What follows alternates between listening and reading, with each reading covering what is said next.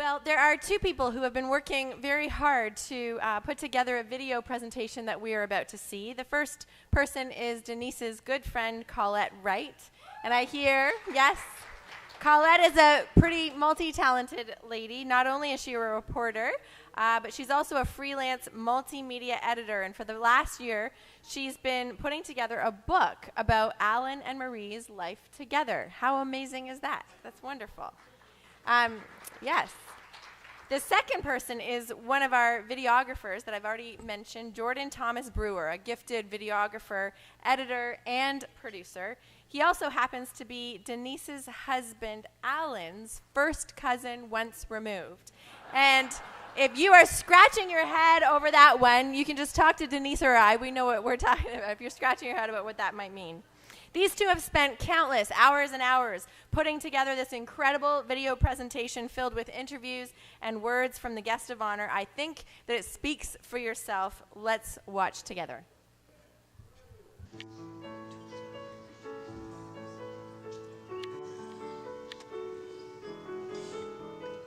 My dad is, first of all, loving and caring. He is somebody who always thinks of others and other people's feelings.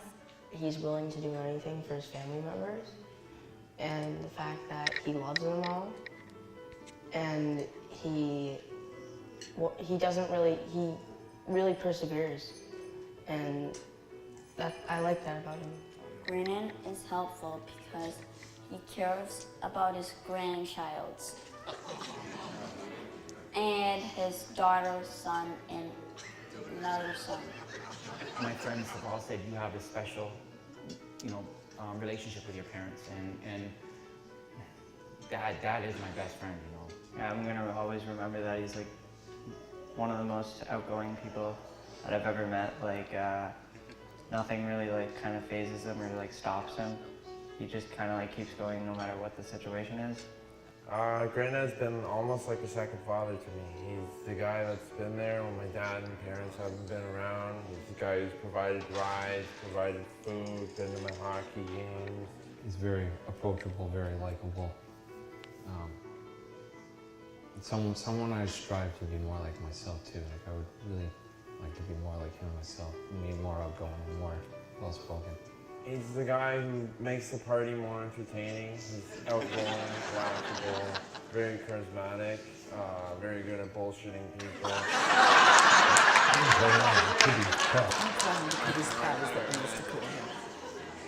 He loves people. He's the happiest when he's with a group.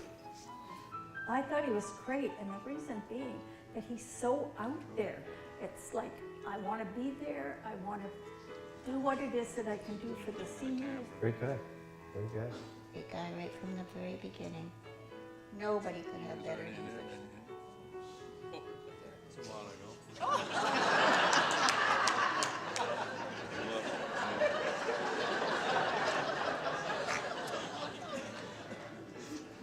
We've always had a great friendship before we fell in love, if you want to put it that way.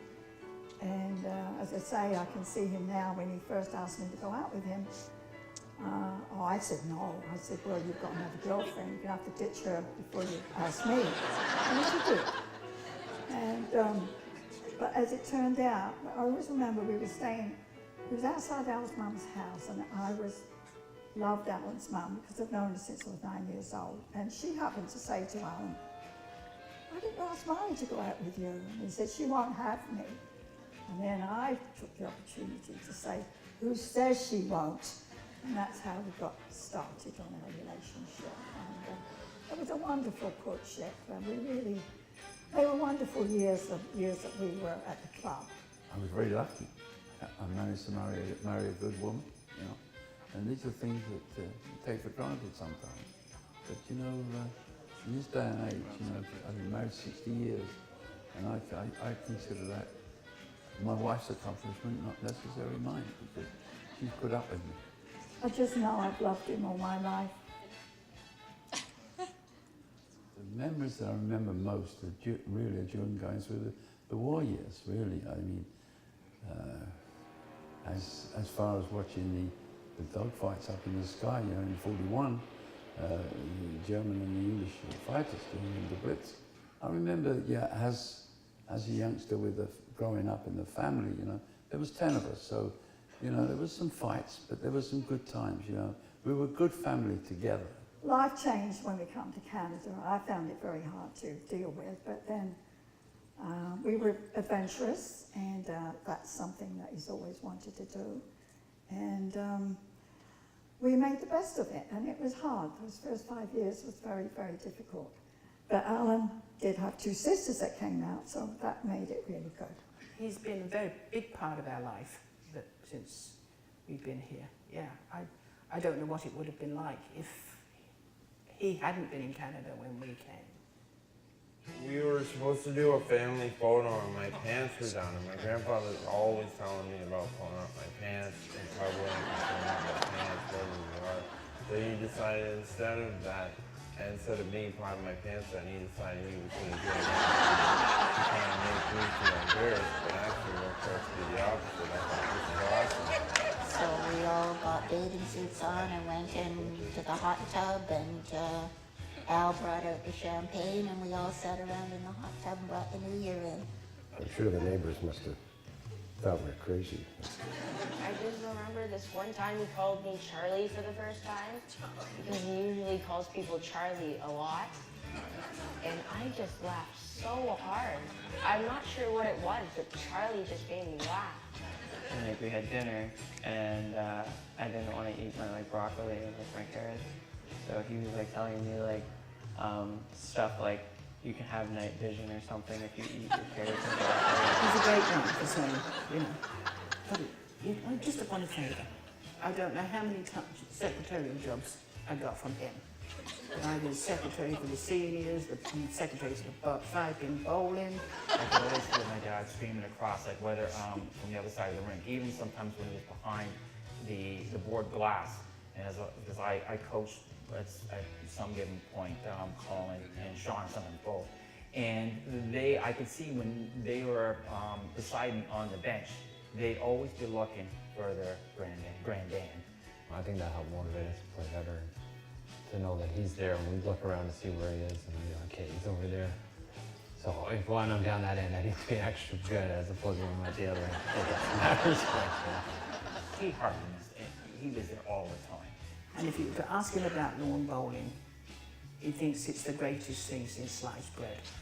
Our pet peeve is we don't have a good bowling green that's in decent driving distance or showing distance, and then he will tell you all the bowling greens in Etobicoke. He knows them all, and he says, Mississauga 1. He was teaching me how to drive. He taught me from my G1 all the way up to my G, the different steps of driving. Brake gas, brake gas.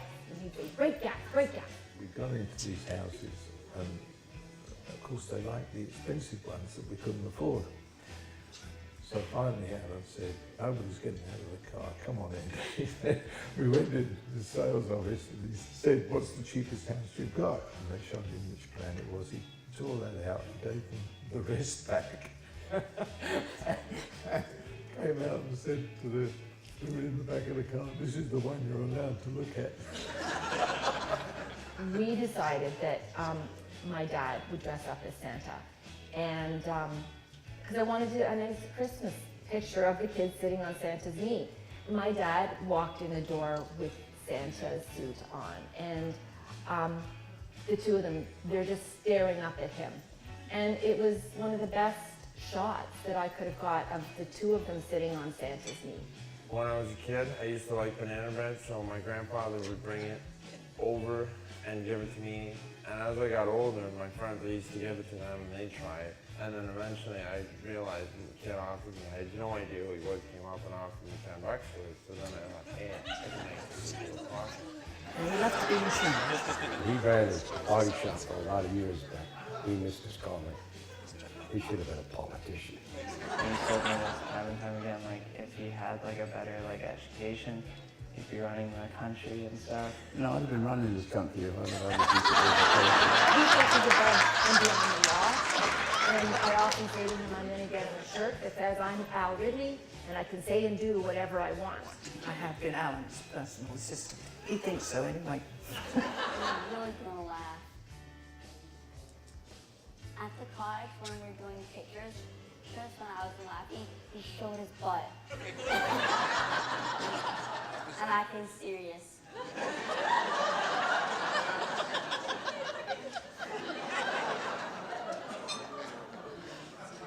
Me growing up with Granddad, I always thought he was like Superman almost. That was the way he operated.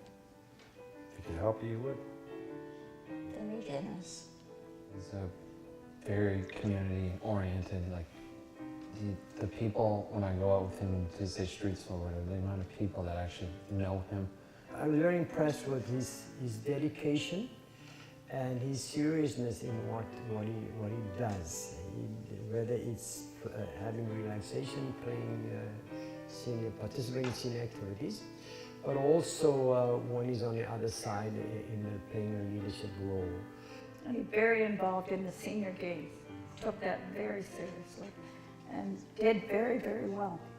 And in 2006, I won the Bob Secord Award for Volunteer of the Year for Ontario for the Senior Games, which I thought I was kind of proud of. When I actually had my babies, it was just such a joyous time, and my dad was so happy for me. And you know, when my kids were little, my dad would come over and look after the babies on his own. And he even changed diapers. Took a lot of energy. And my dad certainly has that even today at 84 years of age.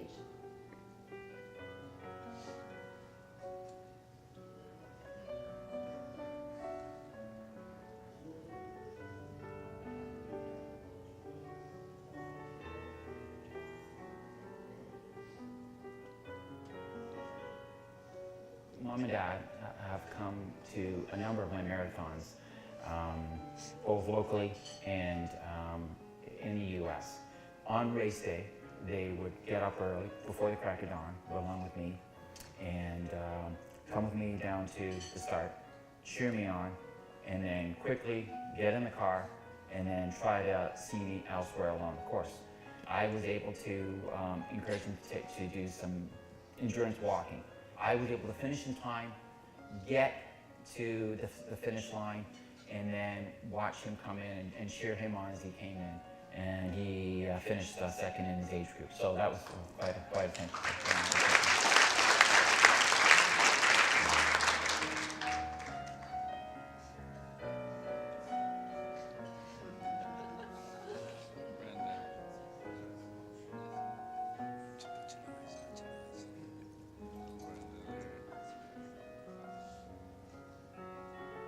So from my point of view, my kids, go after your dreams. Never stop. Never give in. Never give in. If you've got a goal, go for it, and you'll make it. And I say that to all the friends, and I hope the organisations that I started or belong to will continue to grow. Who I want to see? My dad. He left too soon, and I always remember I saw him in the morning, Saturday morning, sitting in the chair, and being 21 and going out to a dance that night, I just didn't really have time for him. And I thought to myself, God, I wish I'd have spent a little bit more time with him. Last time I saw my mother, and my words were to her, I'll see you on the other side. I will miss him very much. I will miss him very much. I love both of them, and I know where my dad's coming from, and it's just really sad, like, seeing my dad cry, because I've never even seen my dad cry too much, either. Like, ever. My best, school friend, he said that and when I told him the news, he said, he said, I don't want to say it's a strange relationship, you have a unique relationship, and he said, I'm so envious. Thank you so much for being in our lives so much and having so much of an impact on all of us. I love you. I love you, Dad. With all my heart. We've always done it together.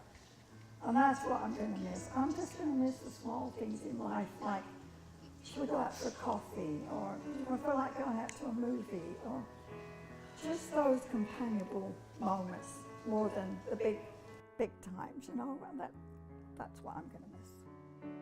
I don't want people to figure this as a wake or a memorial or anything like that. I want them to come and figure out that they've got a chance to put up with me one more time, you know.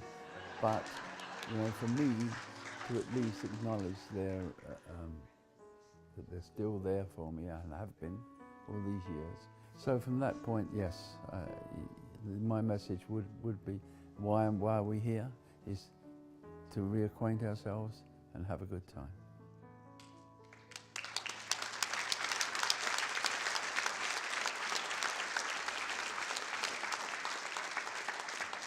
What an incredibly powerful, beautiful job, Colette and Jordan. Thank you for that gift. Thank you. Amazing.